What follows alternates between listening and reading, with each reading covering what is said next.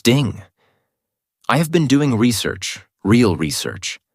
I have spent 48 hours in the archives, which for me, a mosquito, is essentially my entire remaining lifespan. Going through years of purity culture content aimed at young men.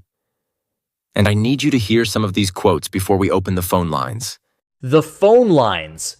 We opened phone lines for this episode? The young men needed to be heard, Sting. They followed the advice. They deserve a platform. We received 412 voicemails in 3 days. 412. The point is, the young men are ready to talk. But first, the quotes. Because we need the jury to understand what these men were told before we hear their testimony. I want to read some of the purity culture messaging that was directed at young men through conservative media over the years. Not made up. The spirit of what was preached, repeatedly, loudly, to packed auditoriums of college students. Young men, your future wife is watching how you live right now. Every decision you make matters. Save yourself. Have standards. Do not lower the bar. The woman you marry reflects your values. You cannot preach one thing and live another. Integrity is the whole thing. Do not date women who do not share your values. Standards are not negotiable. The stakes are too high. Integrity is the whole thing, said to auditoriums, repeatedly, to young men who were taking notes. Taking notes, Sting.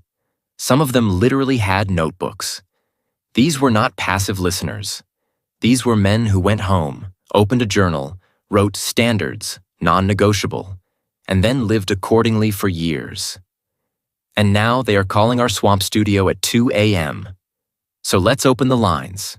First caller, Brad, 26 years old, Columbus, Ohio. Brad, you're on the Buzz Report. Yeah, hi. So, I'm 26. I have been saving myself since I was 17. 9 years. I turned down dates. I left parties early. I read the books. I bought the workbooks. There were workbooks. They sold workbooks. I filled them out.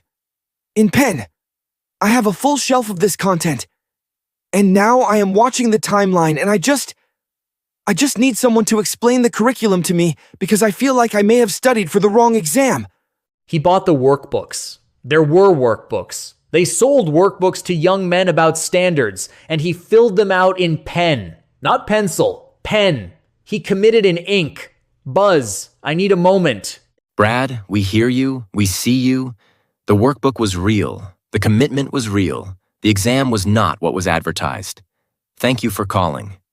Next, Tyler from Texas. Tyler, 23. First-generation purity culture adherent in his family. Tyler, go ahead. I went to 4 different campus talks. 4. I drove to 2 of them. I have a ring. Yes, I still wear the ring, don't laugh. And I have spent 3 years explaining to women I was interested in, that I had standards, and that I was looking for someone who shared my values. And I would like to know, respectfully, what the acceptable timeline is for me to feel confused right now. Is there a number? Can someone give me a number of weeks where this feeling is normal? He drove to 2 of them.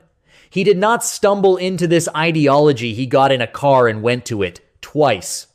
Tyler, the number of weeks is however many you need. There is no timeline on existential confusion caused by discovering your role model operated on a different syllabus than the one he distributed. A different syllabus than the one he distributed. That is the line, Sting. That is the title of the semester. Kevin, 29, Florida. Kevin, you've been holding the longest. Go ahead. Okay, so in 2019, I met a girl. I really liked her.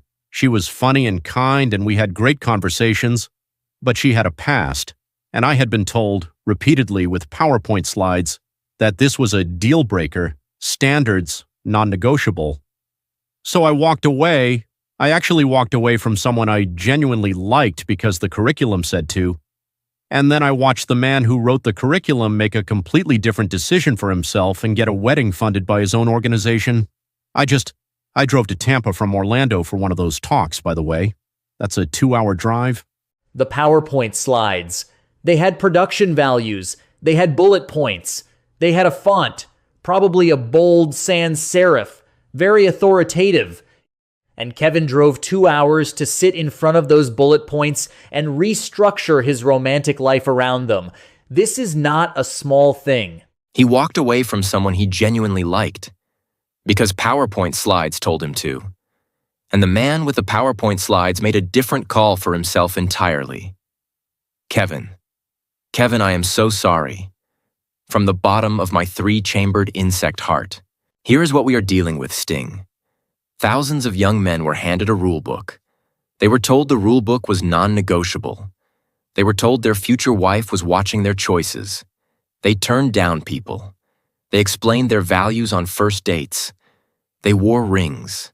They filled out workbooks in pen. They drove to Orlando. They drove to Tampa. And then they watched the author of the rulebook play by entirely different rules and still get the girl, the wedding, the organization, the movement, all of it. This is the oldest story in human civilization, Buzz. The person selling the diet is not on the diet. The person selling the financial plan has a different financial plan. The person selling restraint is not particularly restrained. We call this in the insect world the queen bee principle. The queen bee does not follow the rules she sets for the hive. She just makes sure everyone else does. The queen bee principle. And the workers, Brad, Tyler, Kevin, 409 other men who called this show. They were the hive, following the rules, in good faith, with workbooks. To every Brad, Tyler, Kevin, and the 34 people still wearing the ring here is what I want to say. You were not stupid for listening. You were young, and you wanted a framework, and someone handed you one with confidence and production values and a well-lit stage. The failure was not yours. You can put the workbook down. The exam has been canceled.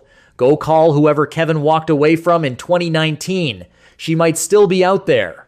Here is the thing, though, and I want to say this carefully because I have thought about it since we started receiving voicemails. The advice itself, wait, have standards, know what you want, is not necessarily wrong. The problem was never the advice. The problem was presenting it as a law of the universe while quietly treating it as a suggestion for yourself. Rules for thee, vibes for me. That is the betrayal.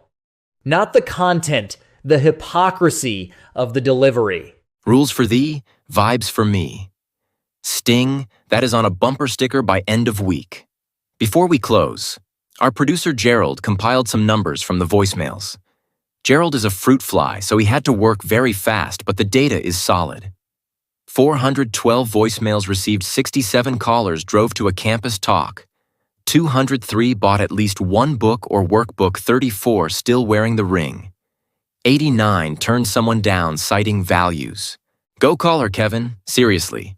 You drove to Tampa. You have gas money and commitment. Those are actual green flags. This has been the Buzz Report. Rules for thee, vibes for me. Subscribe, leave a comment, and to the 34 of you still wearing the ring, you do you. No judgment from the swamp. We have seen far worse commitments. Good night.